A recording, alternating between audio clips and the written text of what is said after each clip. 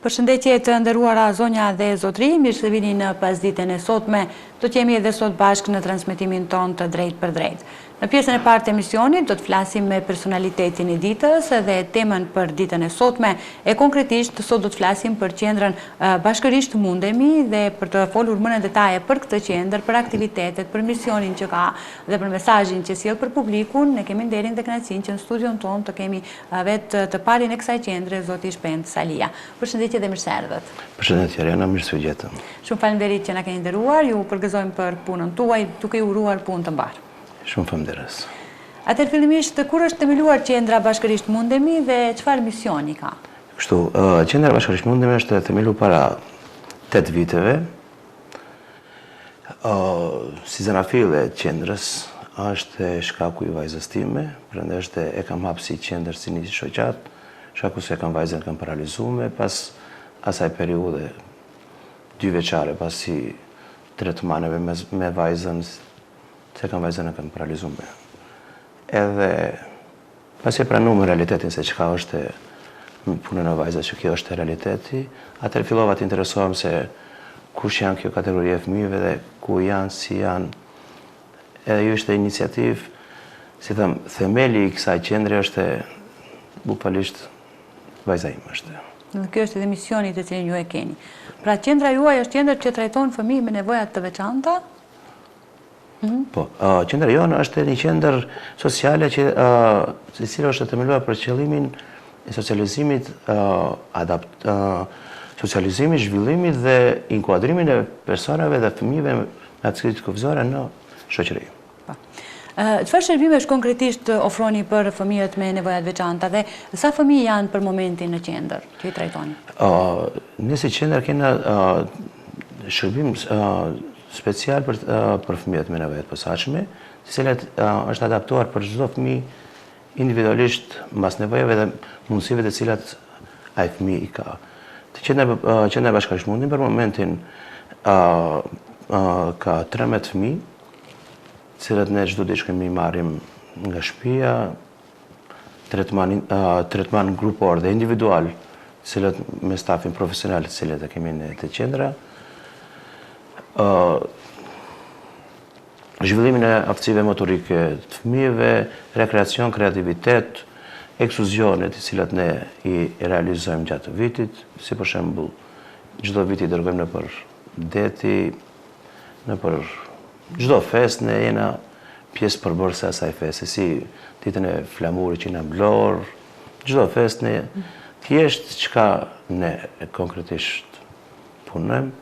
Ne mundona që këto fëmijë që janë me nevoja të posaçme të jenë pjesë përbërëse e kësaj shoqërie, të jenë të inkuadruar në çdo sferë, në art, në kulturë, në arsim, në ekskluzion, çdo gjë që mund të bëjnë fëmijë të tjerë, megjithëse janë këtë fëmijë pa më parasysh kam pengjesa se kam pengjesa, ne mundona që edhe këto fëmijë të jenë pjesë e shoqërisë tonë, e cila është fakt derisa i madhi Zoti ka kriju ato fëmijë në këtë botë, është bota edhe ative, s'është vetëm, s'mund ta llogarizojmë se është bota vetëm bota e jona, s'është bota e ative. Edhe kjo është qëllimi kryesor i kësaj qendre. Pra në një botë, në një shoqëri ku të gjithë jemi të barabartë. Sa fëmijë aktualisht të përfitojnë nga programet tuaja? Sa fëmijë keni në qendër përafërsisht? 13 fëmijë kena. 13 fëmijë, të cilat janë nga rrethina e Gosivari, kena edhe një fëmijë nga Tetova, të cilat ditën e shtunë e marrim. Ajo është shkaku se para një periudhe ishte çdo ditë e mishim, se nuk e pranojshin në shkollë atë vajzën, pastaj me intervenime ishte pranuar në shkollë, me një shkollë fillore këtu në Tetov dhe çtash e marrim vetëm ditët e shtuna kur është më e lirë. Në fakt, qendra juaj është me qendër në Gosivar, do të thotë. Me çfarë sfidash apo vështirësish më së shumti përballen fëmijët me nevoja të posaçme ose të veçanta në Gosivar?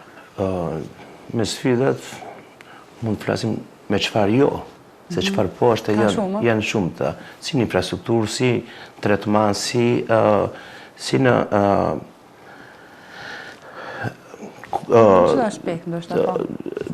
tretman profesional, megjithëse çdo tretman profesional ka një kosto të lartë edhe prandaj shumica e prindërve të cilat kanë fëmijë me nevoja të posaçme, qëllimi kryesor aty është të largohen nga ky vend shkaku se kushtet janë minimale dhe s'kan ku t'i trajtojnë fëmijët. Sigurisht që edhe ta them kanë kurrësh që vajza ime s'kam ku ta shoj, s'ka tretman fizioterapik ku trajtohet vajza ime. Thjesht është 10 vite, ajo vetëm një tavan ka, s'kam ku trajtohet. Edhe prandaj barierat edhe pengesat janë shumë të mëdha. Fakt është se nëpër komunat tona nuk ekziston një plan strategjik social, cili duhet, nëse ka, por nuk zbatohet, nëse është vetëm letër, është vetëm letër, nuk praktikohet, nuk realizohet konkretisht në vepër për këto fëmijët, edhe kjo është e gjitha për pengesat e fëmijëve. Po sa është e vështirë për prindërit që të sigurojnë mbështetje dhe terapi për këta fëmijë? Po mbi 80% e prindërve nuk i dërgojnë për seanca, shkaku se ne dim shumë mirë se me atë rrogat ne si kena këtu në shtetin tonë, ne s'mund dalim qësh me mbijetesën ajo me tretmanet, edhe është e pamundur dhe prandaj ka shumë raste cilët kërkojnë donacione në për televizore dhe gjëra sare për të bërë tretimi të fëmijëve. Në përgjithësi të kesh një fëmijë e 2 vjeç çka është e ndjen likurën time, është diçka rand, se por më shumë na randon neve edhe çështja institucionale që të cilën neve nuk na përkrahen. Se ne jena e vetmja qendër, ndoshta Maqedoni po edhe në rajon, e cila ne s'kena asnjë përkrahje as nga institucioni komun, nga institucioni, nga shteti, nga as nga prindrit, deri më sot që 8 vite që funksionojmë si qendër, as tim prind nuk e pas një denar për këto fëmijë. Ne mundona çdo ditë që ti marrëm nga shtëpia, u them, ndoshta Kosovë, Maqedoni, Shqipëri nuk besoj se ka kështu qendër. Qëllimi kryesor nga fillimi ka qenë që ne t'ua lehtësojmë prindërve, jo të bëjmë ngarkesë. Edhe prandaj ajo ka qenë nga dita e themelimi, nga dita e hapjes ka qenë që mos ketë barë prindi. Ne mundona në maksimum mënyrë profesionale, me staf profesional që të trajtojnë ato fëmijë, socializohen, megjithatë socializimi, edhe jeni mundu deri sot, ndoshta e shohim shumë mirë dallimin e fëmijëve të cilat përpara 8 viteve dhe ditën e sotshme se çfarë përmirësimesh ka, është reale, se në fillim ishte pak më problem, se këto fëmijë ishin më shumë të izoluar nëpër hapësirat shtëpisë, pak nga prindrit i nxjerrshin jashtë, turproheshin se kanë një fëmijë të tillë, dhe ndoshta them konkretisht kam bërë luftë me prindrit t'i bindi se këto janë fëmijë pa më parasysh pengesave të tyre, duhet dalin si çdo fëmijë jashtë, do të jenë pjesë e kësaj shoqërisë tonë. Edhe në fillim ishte, ndoshta fillim nisa me 2 fëmijë, pastaj nga vetëdijsimi i prindërve e filluan t'i nxjerrin fëmijët jashtë. Kjo ishte zanafilla e kësaj. Realisht, unë nga fillimi mendoja kur e hapa këtë qendër, mendoja se diskriminues apo që i menjanojnë këto fëmijët janë shoqëria jonë. Po, sigurisht. Jo, ashtu e kam pas mendimin nga fillimi. Po. Po, realiteti që ka qenë është prindrit, derisa askush nuk e din çfarë ne përjetojmë shtëpinë tonë, çfarë ne brengje kena. Se pse sot nuk ka njeri në Gosivar apo Maqedoni ose në Ret Magjor si përkrahin për këto fëmijë, atëherë këto nuk do me thënë se diskriminues kanë qenë shoqëria, po këto fëmijë kanë qenë të izoluar, kanë qenë ndalët jashtë. Edhe si mundet ju si Arian, qofse nuk shifni diçka, si mund ta dini se çfarë problemi ka në shtëpi. Unë kam qenë i vetmi, megjithëse unë nuk jam i vetmi prind, janë shumë prind atje. I vetmi kam qenë që kam marrë një hap, edhe pse fillimi ka qenë shumë i rëndë për mua, ndoshta kam përtyp shumë gjëra të cilat më është ofendu nga njerëzit të tjerë. Ja, ki është e njeri që mirët me kështu fëmijë. Njëherë para 7 viteve si iniciativë të ishën në kodrën e diellit edhe besoni se kam zgjat dorën. Është fillimi shumë i rëndë, si nga financat, si nga prindrit i bindet fëmijët, si nga çdo gjë është e rëndë që të vi deri në këtë gjendje ku është sot qendra jonë. Shkaku se unë kur shkova te një firëm, thjesht zgjas dorën. Tha ne nuk kena pare tapim për kështu fëmijë. Unë e di se si kam hi dhe si kam dalë jashtë, për është në rritë vetëdia. Kohën e fundit e shoh se pranohen çdo kundi këto fëmijët, na thirrin çdo institucion. Ja, ditën e djeshme kryetari Shtulit, kryetari Unionit Studentor, më të në telefon për t'i vizitu. Interesimi është tepër i madh nga njerëzit dhe nga institucionet, cilët duan të vinë të na të vizitojnë, të shohin se kush janë këto fëmijë. Megjithatë, pak më herët përmendet që nuk keni pasur përkrahje dhe mbështetje institucionale, atëherë nga kush financohet pra qendra?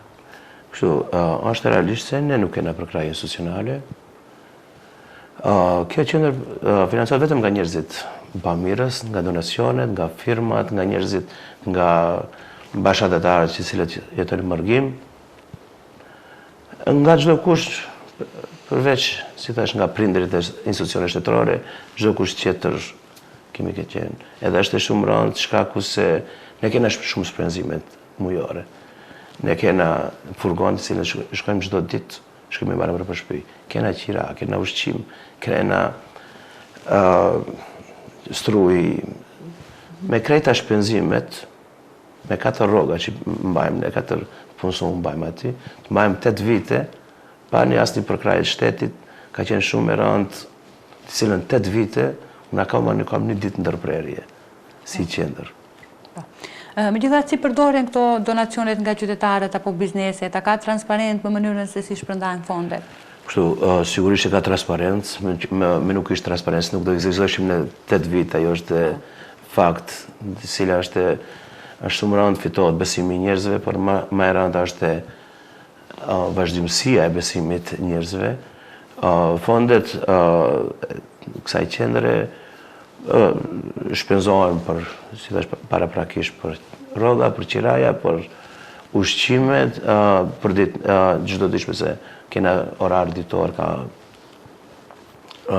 ushqime, nga fondet e tepër të cilat ne i posedojmë, ndoshta mbi 20-30 herë dalim jashtë shtetit, si në deti, si në Kosovë, prekas, në çdo vend jemi mundu që edhe çdo dëshirë, çdo fëmijët jemi mundu të va plotësojmë.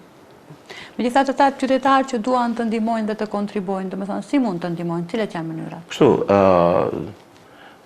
përkrahja e kësaj qendre ka qenë çdo herë shembull është me llogari bankare, sekurisht kanë pas shembull shumica njerëzve të cilët na kanë përkrah si qendër në Profesion Union, për mënyra ndryshme, me ushqime, nuk do të thënë se vetëm përkrahja financiare me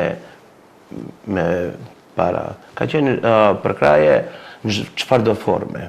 Ja tash jena muajin e shenjtë të Ramazanit, komplet muajin e shenjtë të Ramazanit ne kena të rezervuara iftaret jo para, jo tash për Ramazan, po 2 muaj para se me fillu Ramazanin e kemi siguruar me iftaret, edhe në çfarëdo forme ka qenë mirëseardhur. Dhe asnjëherë ne s'kemi qenë si qendër, nëse ka pas dikush një qëllim se si të na përkrah, ne kemi qenë ai staf që kemi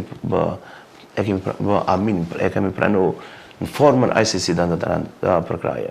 Ma shumë ka qenë tek ne, përkraja morale ka qenë mbi gjitha se sa financiare. Okej, po financa është pak se nuk mund të funksionosh, por kur çdo kushtet është një punë e mirë, vazhdo shpendi ose si qendër, si staf, ajo ka dhënë më shumë motiv dhe energji që unë të vazhdoj. Se nëse të bën një punë të keqe, dhe çdo kushtet aman, s'ke vullnet. Kjo ka qenë përkraja morale e njerëzve ka qenë mbi gjitha të cilat unë kam fituar forcë, kam fuqi dhe që të përballem me këto. Megjithatë, cili është vizioni që keni ju për të ardhmen, planet që keni për të ardhmen, ndoshta për të zgjeruar më shumë si qendër? Kështu, zakonisht, paraprakisht, 2 vite para kemi qenë vetëm si shoqat, funksioneshim me aktivitetet ndryshme, si për shembull, s'keshim hapësirë, s'keshim qendër, shkojmë këtë muaj këtu, vizitojmë në atë formë, ishte pastaj erdhi një donacion pak më i madh nga disa bashkëqytetarë tonë nga Zvicra dhe morëm çet hapësirën që kena si qendër. Thjesht nuk ishte si ide se të hapin një qendër. Ne morëm thjesht një hapësirë ku takohena me prindrit, ku takohena me fëmijët, duke e rregulluar në atë qendër, duke më lind ideja se mund të jetë edhe qendër. Pastaj u rregulluan në atë formën. Sigurisht fillimisht ishte gjërat elementare në i siguruar, se dishim se çfarë është e nevojshme konkretisht, se s'kishim punu me si qendër ditore. Thjesht ne adaptuam atë qendër me nevojat elementare. Pastaj mbas nevojave, mbas kërkesave, mbas aftësive fëmijëve ne jemi mundu deri sot i kena çdo gjë që është e nevojshme për këto fëmijë është Megjithatë për juve, çfarë do të thotë që personalisht që të punoni me këta fëmijë? Është satisfaksion? Janë njerëzit më të dashur të botës. Janë fëmijë të cilët dashurinë e kanë pa interes. Nëse da kishim njerëzit, si thana, si janë mirë, atë afërsi, atë ngrohtësinë ative fëmijëve, do ishim shumë më mirë. Edhe ndoshta edhe që si jam këtu, qendra është hapur, ndoshta në çdo moment unë ndjej mungesën atyre. Jam mësuar 8 vite dhe ndoshta kjo afërsi me këto fëmijë, fillimi, si të them, nuk se ka qenë si unë kam qenë kraj këtyre fëmijëve, ne kemi kërkuar ndryshime ligjore, ndryshime kushtetuese, çdo gjë kemi, por sa më shumë afërsia, aq më shumë lind ajo bashkimi edhe që mos rrim larg shumë njëri tjetrit. Ne aty të qendra jena si pjesë një familje. Derisa unë kam 13 fëmijë. Ka një qendëritore të shtetit aty, besoj se kanë 1 ose 2 fëmijë. Ato fëmijë nuk kanë interes shembull se është institucion shtetëror apo ato fëmijë s'mund të detyrosh me çdo kush të shkon dikund. Nëse ai fëmijë nuk e ndjen, nuk e ndjen në zemër, nuk don si person, ai nuk të vinë. Edhe prandaj unë kam 4 fëmijë të mi, unë nuk kam 4 fëmijë, unë kam 16 fëmijë kam. Shkaku se nëse ti nuk llogarit ato fëmijë si fëmijë tuaj, është e pamundur të funksionohet se nuk është diçka në një profesion që është me domos, kjo është e rregullat, kjo, aty s'ka rregulla, aty kanë ngrohtësi, dashuri. Edhe unë them ndërtosh një kështjell është shumë vështirë. Shumë vështirë. Por besoni se një kështjell këtyre engjëve ka qenë, besoni se ka qenë shumë e rëndë, ka qenë unë do urrej si një kështjell, se aty ndjehena më mirë se sa në shtëpitë tona, si fëmijë, si ne, është diçka. Por qëllimi, meqense pak ju largova edhe pyetjes, çfarë konkretisht në të ardhmen, meqense ne jena me qirash tash aty, ideja jonë për të përhap këtë çështjen e kësaj, ne kena një ide, do shta inshallah Zoti na mundson ta realizojmë. Rajonin tonë nuk ka jetimore për personat, për fëmijët që janë me handicap. Megjithatë unë jam vetë një prind i një fëmiu.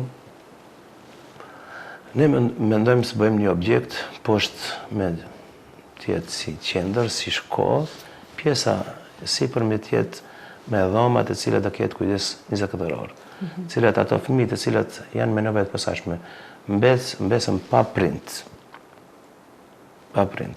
Të kenë të paktën një vend ku do të trajtohen 24 orë. Të paktën mos ja lëm bar as fëmijëve tjerë, as ajo është një qëllim të jetë një jetimore për fëmijët me nevoja të posaçme. Në fund, cili do të ishte mesazhi juaj për institucionet, për shoqërinë? Çfarë apeli do të kishte? Kështu, paraprakisht, nëse më lejohet, unë kam përgatitur një vjesh për vajzën time. Patjetër. Nëse është e... Sigurisht, patjetër. Besoj që të mbaj emocionet, por jam tip pak më emocional. Sigurisht. Jam mundu 2-3 javë përgatis një vjesh për vajzën time. Base do të botoni edhe në një libër në të ardhmen, ku i dihet, për gjitha këto ngjarje, gjitha këto eksperienca që keni pasur në qendër? Ndoshta kohën e fundit e kam, jo se vetëm a shpik ajo për nga se çdo poezi, çdo roman, qofse s'ke ndjenjë, qofse s'ke sene, nuk mund të shkruash. Nuk mund të shkruash, edhe pse nuk jam me profesionist, defektolog as, po vetëm jam ekonomist. Ndoshta puna më ka bërë më shumë ma defektolog se sa, ma profesionalist se sa ato që janë të fushës. Edhe kjo ka qenë, besoj se në të ardhmen ma shumë në shkruaj për këto fëmijët se vendi më i veçantë në zemrën time janë këto fëmijët. Siç ka thënë edhe Dostojevski, më jep një dhimbjet dhe jap një kryevepër. Dhe besoj që kjo ka të bëjë edhe me këtë. Besoj që të mbaj emocionet, por... Patjetër, ta dëgjojmë me kënaqësi. Shumë. Kjo është poezi dedikuar vajzës time. Babi, unë jam mirë. Nuk ka ditë që kalon pa lot në sy. As një natë pa lutje që digjet në shpirt. Çdo mëngjes zgjohem me njëjtën dhimbje, me njëjtën emër në buzë si Hana. Ajo nuk flet, nuk sheh, nuk dëgjon, nuk lëviz, vetëm shikon tavanin e dhomës. Ditë pas dite, vit pas viti. Në heshtjet e thellë kur unë dëgjoj ritmin e shpirtit tim, Zoti e di se sa kam qëndruar pa bukë, sa herë jem rrezuar nga lodhja, sa herë kam qarë pa zë. Me duart që dridhen mbi fytyrën e saj të qetë, nuk kam luksin e qetësisë, por kam një dashuri që nuk vdes kurrë, një dashuri që mban gjallë edhe shpirtin më të lodhur, sepse ajo është e vajza ime, është engjulli im i gjallë. Mrekullia ime e heshtur. Ajo është arsyeja pse unë jetoj. Pse ngrihem çdo ditë edhe kur s'kam më forcë, kur e preki në faqe, më duket si prek qiellin, kur e afrohem, më duket si Zoti më frin në shpirtin dhe në zemër. Dhe çdo herë që i fshi lotin, më duket sikur ja fshi vetes një cop dhimbje. Ndonjëherë në mes heshtjes, më duket sikur dëgjoj një zë. Mos qaj babi, unë jam këtu. Dhe zemra më qahet me mira copa, dhe për çdo copë pulson vetëm me dashurim për të. Unë s'jam mrekulli borës, s'kam fuqi të ndryshoj fatin, por e di, nëse do ja vlente për ty si Hana, do jepja çdo organ të trupit tim, do jepja çdo frymë, çdo rahjet zemre, madje edhe jetën time të tërë. Vetëm për një moment, për një sekond, që të ngrihesh, të më shikosh me ata sy që nuk e par kurrë dritë. E të më thuash me zë, se sa kam dëgjuar kur. Babi, unë jam mirë. Nëse këtë ditë do vinte, nëse do të thoshe këtë fjalë, qoftë edhe në ëndër, atëherë mund të mbyllë sytë, për gjendë të marrë në paqe, duke i thënë Zotit. Tani mund të më marrësh, sepse vajza ime është e mirë. Dhe kur një ditë zotë jem më, nëse fytyra ime ende të pranë teje, dua që e të mbështjell si një dritë të të përstjell në zemër. Babi është këtu gjithmonë për ty, si Hana ime. Shumë e bukur, në fakt emocioni veçantë, por megjithatë shumë bukur e shkruar. Ju lutem që përgëzojmë edhe për këtë aftësi për të shkruar dhe urojmë më të mirën për vajzën tuaj dhe për të gjithë fëmijët që keni në qendër. Shumë falënderes. Zoti Shpend, ishte kënaqësi e madhe që sot ishi pjesë e emisionit tonë për të ndarë së bashku disa nga eksperiencat e punës tuaj dhe sigurisht me sukseset e reja, me të arriturat e tjera, ju mirëpresim sërish. Shumë falënderes, ishte kënaqësi të jem pjesë e emisionit tuaj. Një mesazh për njerëzit. Nuk do të dallojmë kush jena si jena, mbi gjitha ne jena krijesë të Zotit, nuk do të diskriminojna, duhet përkrahena, edhe pse vetë emri shoqatës së bashkërisht mundemi. Unë jam si një iniciator i kësaj qendre, por unë vetë s'kam bë. Ne kemi bë krejt bashkë, edhe krejt bashkë ja kemi dalë në qësh. Padyshim që do të keni dhe sukses. Zoti i bekov gjithë njerëzit të cilët na kanë përkrah, jo vetëm neve, por besoj se nga shoqëria nuk janë vetëm këto fëmijë, ekzistojnë dhe jetim, ekzistojnë njerëz të cilët nuk kanë ushqim. Mendojmë se krejt bashkë inshallah të dalim. Ashtu siç quhet edhe qendra juaj, bashkërisht mundemi. Prandaj edhe ajo është e ka qenë që këtë bashkë bëjmë diçka, dikush thotë ja Shpend, jo, krejt bashkë bëjmë. Sa asnjë punë në botë nuk bëhet vetë pa njerëzit tjerë. Faleminderit edhe një herë. Faleminderit shumë. Të nderuar shikues, ishte kjo pjesa me personalitetin e ditës. Ju vazhdoni qëndroni dhe më tutje me ne, do të rikthehemi pas pak.